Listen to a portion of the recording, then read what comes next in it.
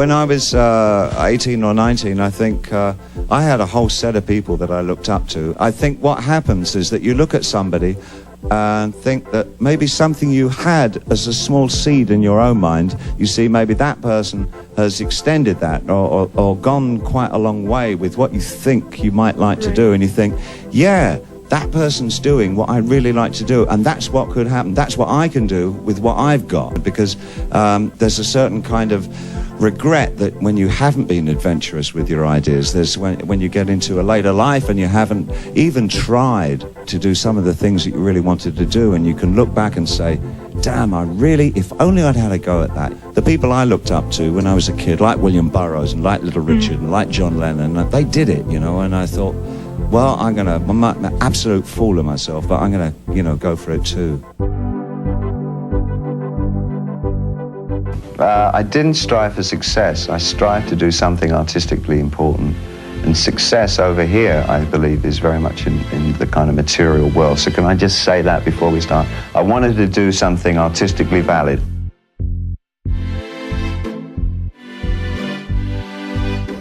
In America, they're so keen for you not to have a bad experience. They spend half their lives trying to avoid bad things happening to them. I'm of the impression that bad things are something that really are important to one's life, and bad experiences are not necessarily a bad experience. I don't think they should be looked at negatively at all.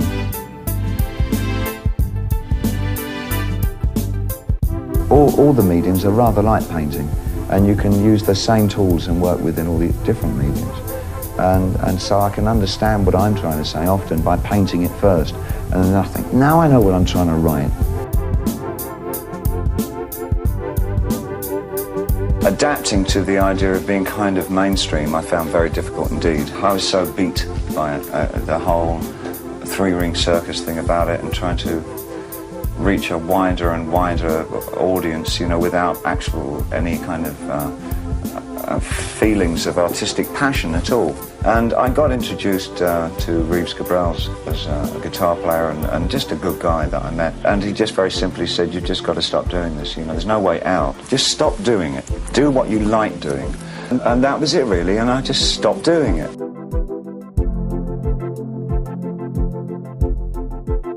I think it's probably good to step back from one's work for a while and try something totally new. I think it does revitalize your original enthusiasms.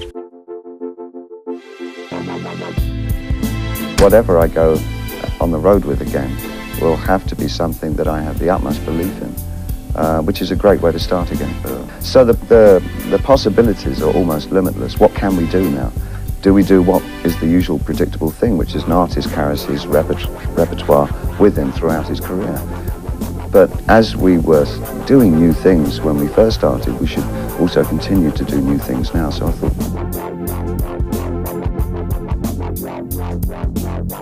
an artist these days, especially since Marcel Duchamp and all that, the work is only one aspect of it. The work is never finished now until the viewer contributes himself.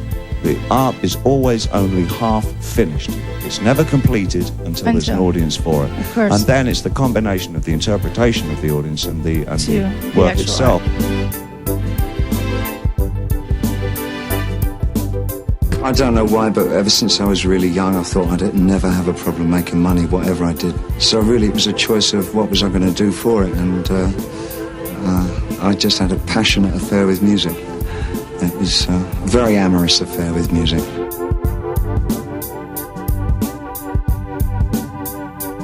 As I get older, I get more and more selfish about what it is that I want to do that I find satisfying.